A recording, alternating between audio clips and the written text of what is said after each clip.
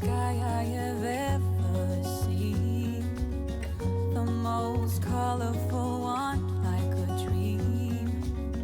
You wake me up with a new white smile, and I know I'm truly alive.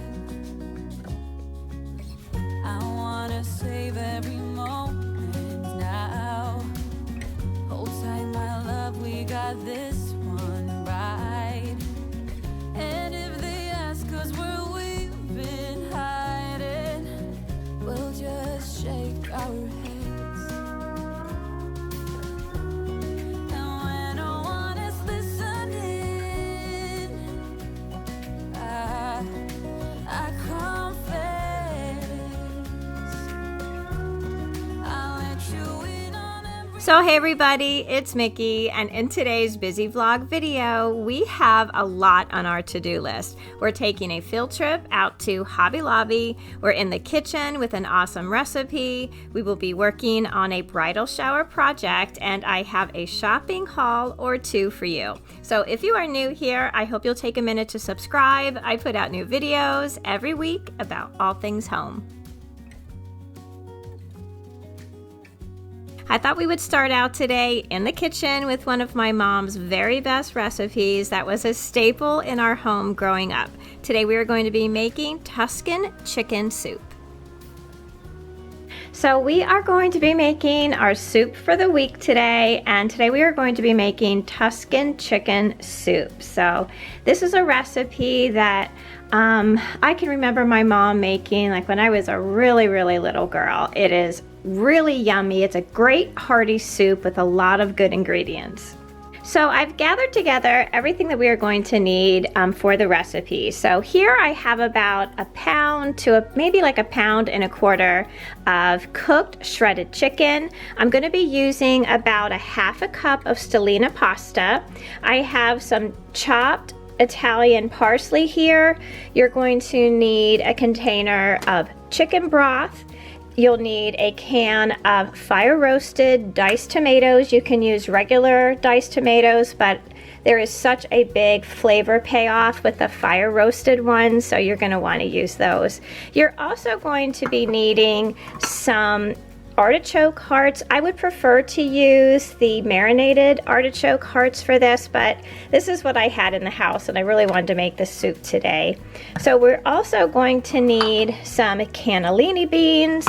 You'll need some tomato paste, a 28-ounce can of tomato puree, and then you're going to need a bunch of your, regular Italian seasonings. I have red pepper flakes, some oregano and basil, and thyme. I have some garlic powder there, some salt and pepper, and I think I'm also going to use a little bit of wine to deglaze my pan once I saute up my onion. So I have my really big stock pot out here, so let's get started on our soup. In my big stock pot here, I have a couple tablespoons of olive oil, a tablespoon of butter, and I'm going to saute my onions and my garlic just for a couple minutes until they get a little bit translucent, and then I'm going to add a little bit of wine to our pan. So our onions are looking a bit translucent. I'm just going to add a little bit of white wine to the bottom of my pot here. This is completely optional. You can leave it out or you can use a little bit of chicken broth to do the same thing. I just like to add this layer of flavor. I think it gives a better end result. So we're going to cook that a little bit to allow the alcohol to burn off, and then we're going to add some tomato. To this, we are going to add about 2 tablespoons of tomato paste. I'm just going to eyeball that a little bit. And you're going to stir that around and get it broken up really well. Add it in with your onions and garlic. There we go. And then we're going to add our fire roasted tomatoes. And then we're going to add our 28-ounce can of tomato puree.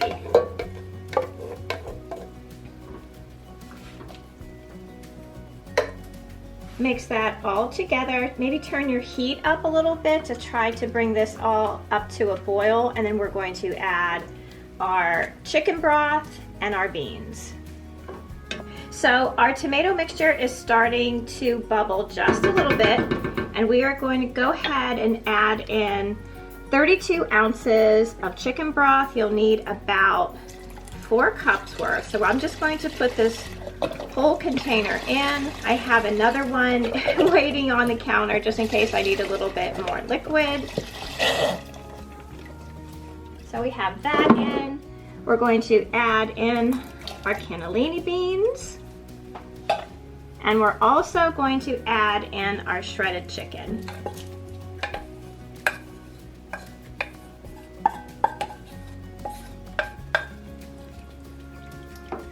And we're going to start to bring this up to a boil.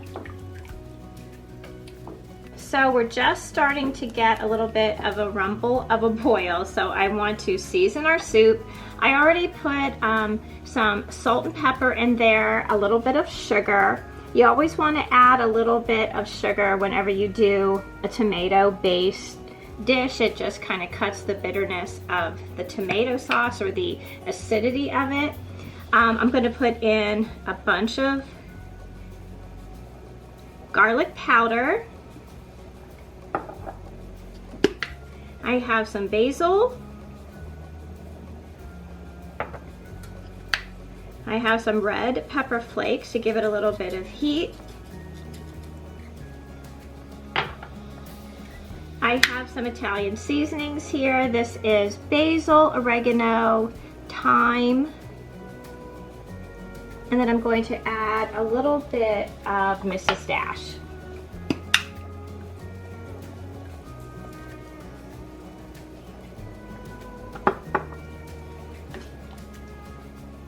We're gonna stir that all in. I also added probably about half a cup more of some chicken broth just to loosen it up a little bit more.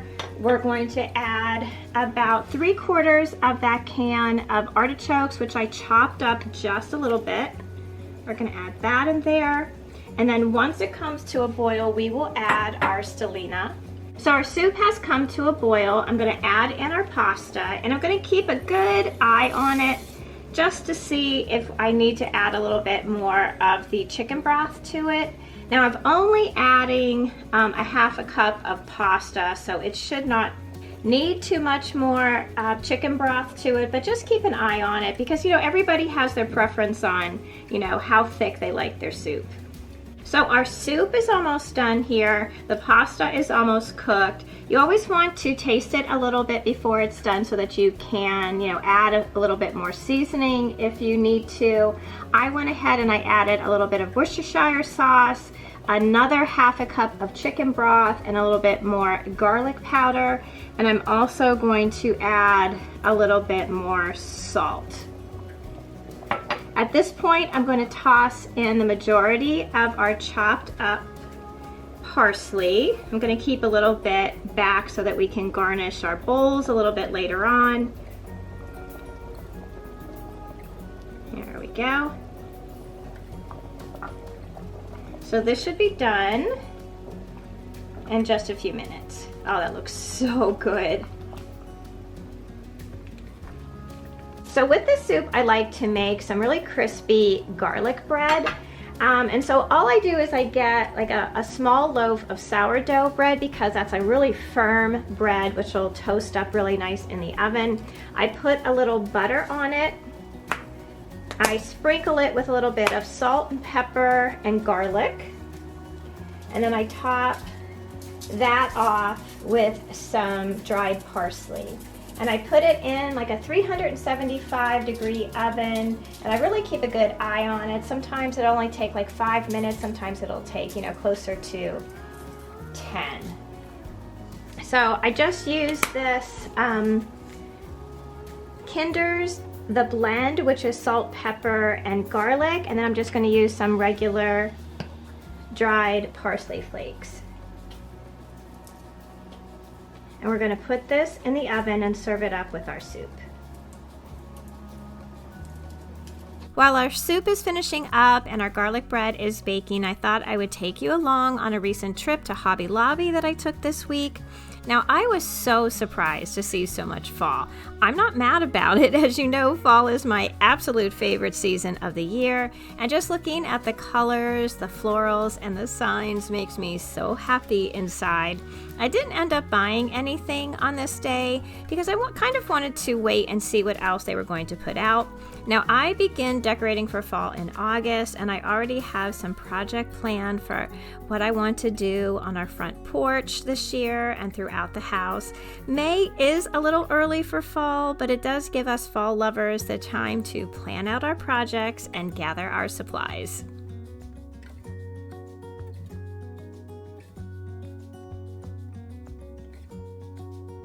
So this is my Tuscan chicken soup, all plated up. I like to serve it with a little bit of ricotta cheese, a sprinkling of fresh parsley, and some garlic bread. This is really a different soup. If you're looking for a little bit of something different, out of the ordinary, this is a great soup to try. The flavors with the artichoke hearts and the beans and the chicken is just delicious.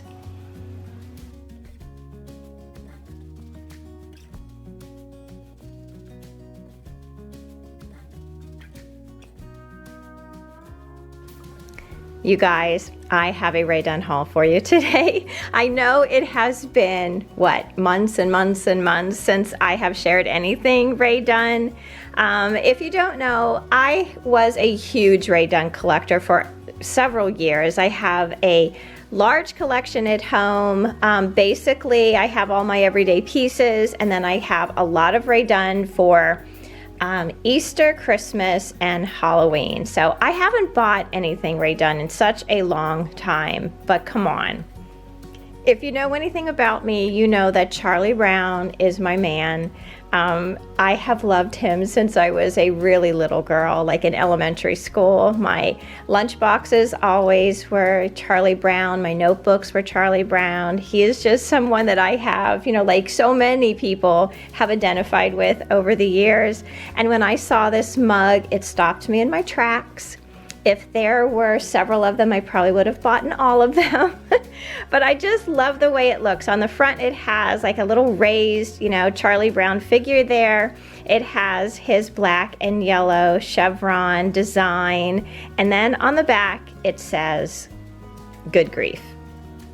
I mean, how cute is this? I haven't even looked online to see what other pieces are available. I'm almost afraid to, just to see what else Charlie Brown that they have. But I just love this mug so much. I'm not even going to use it. It's going right up in my craft room with my other, pieces of my Charlie Brown collection. But it is so cute. I am going to have to go online and see what else that they have available, because I may have to start the hunt, for a couple Charlie Brown pieces. So I just wanted to share that with you because I just think he's so adorable. And it was really fun after so long to find a piece of Rae Dunn that I really loved enough to bring home.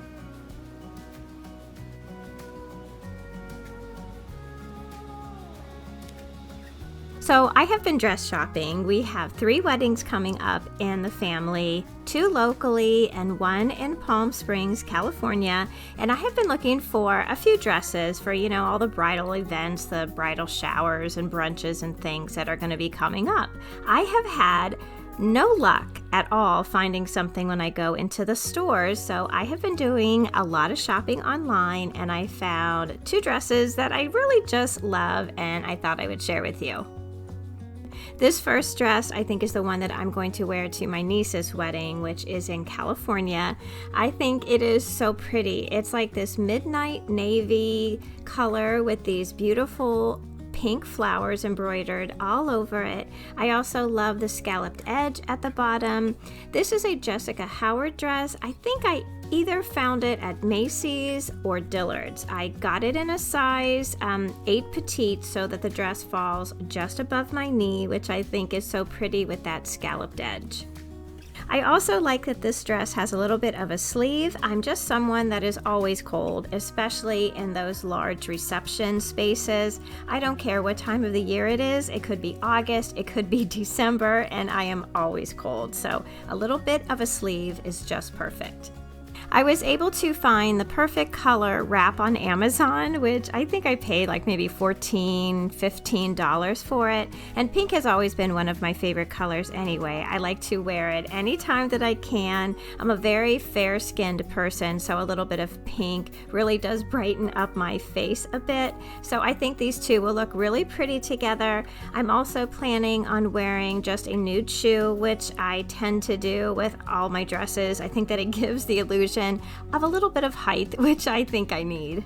Then I found this dress online. I think I found this one online at Dillard's. They have some really beautiful dresses on there if you guys ever are looking for a dress for a wedding. Now this one I got in a size small. It's a regular size dress, just meaning it's not petite. And on the model, the dress came well above her knee, so I figured that I probably had a couple inches to play with. And on me, it comes just at my knee, which is, you know, it's still a really good length. I loved the fabric on this. I don't know if you can see it, but it has these really pretty metallic threads through it. It's like a little silver. And I just think that it looks so pretty. You know, at night with the lights on it, it kind of shimmers a little bit. I love it because it has long sleeves. Anytime I can get a dress with long sleeves, I'm all about it. The only part of this dress that is a little off is that the middle here is a little bit big. So I'm thinking of just having like a little stitch taken in maybe on each side just to bring in the waist a little bit. Other than that, this dress is just perfect. I just love the colors. I love the blue and the green, and it's just a great dress to have in my closet. So with this one too, I was thinking of just wearing a nude heel. That's usually the color that I tend to go to because, like I said, it helps me, at least it helps give the appearance of height. You know, it doesn't cut my leg off with like a darker shoe or anything. So this is a Vince Camuto dress, and I think I got it on sale for I think like $86, which I think normally it was like a $140 dress, so that was such a great price I couldn't pass it up. So you guys will have to let me know in the comment section down below which dress is your favorite. I love them both. I know I'm gonna get a lot of use out of them during this wedding season. I still have a couple more dresses I need to find, so I will be sure to share them when I find them.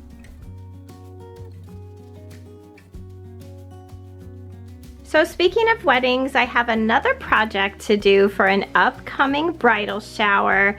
So this little, I don't know what you would call it. It's kind of like a little greenhouse, I think, was found at Hobby Lobby, and we are going to use this for cards at my niece's bridal shower, which is coming up next month. So what I'm going to do is I'm just going to put up in this section here their last name, established in 2023. I'm going to be using my little Cricut Joy over there to do it. This is going to be really simple. I'm just going to use white permanent vinyl for this. The tricky part is just going to be able to find a font that is going to fit in this section here and allow me to like make the name, you know, large enough so that you can see it. But this is so cute. Like I said, it was found at Hobby Lobby. Sometimes they just have the best things.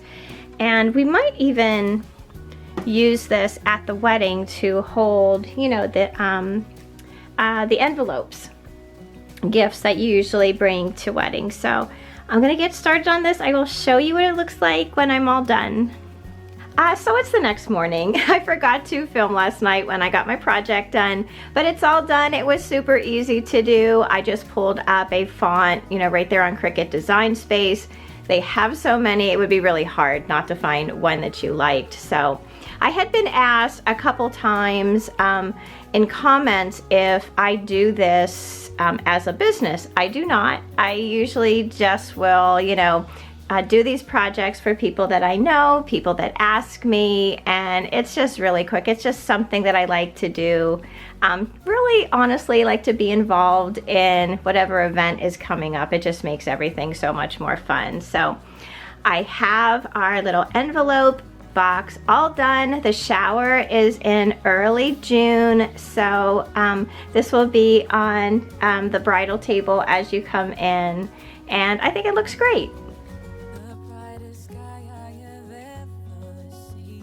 So thank you all so much for watching today. Check the description box down below for the recipe that I shared in today's video and any other links to products that I mentioned. Join our communities over on Facebook and Instagram at My Bashful Life, and please don't forget to subscribe. I'd love to have you all back as part of our YouTube family.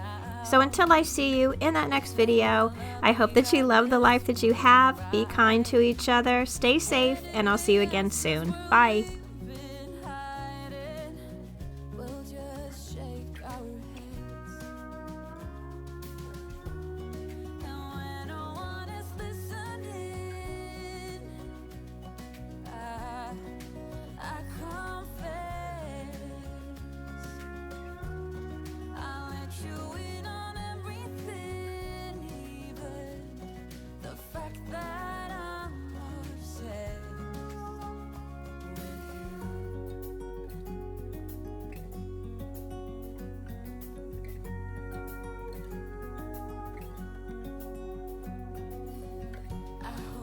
Don't scare you too much, babe.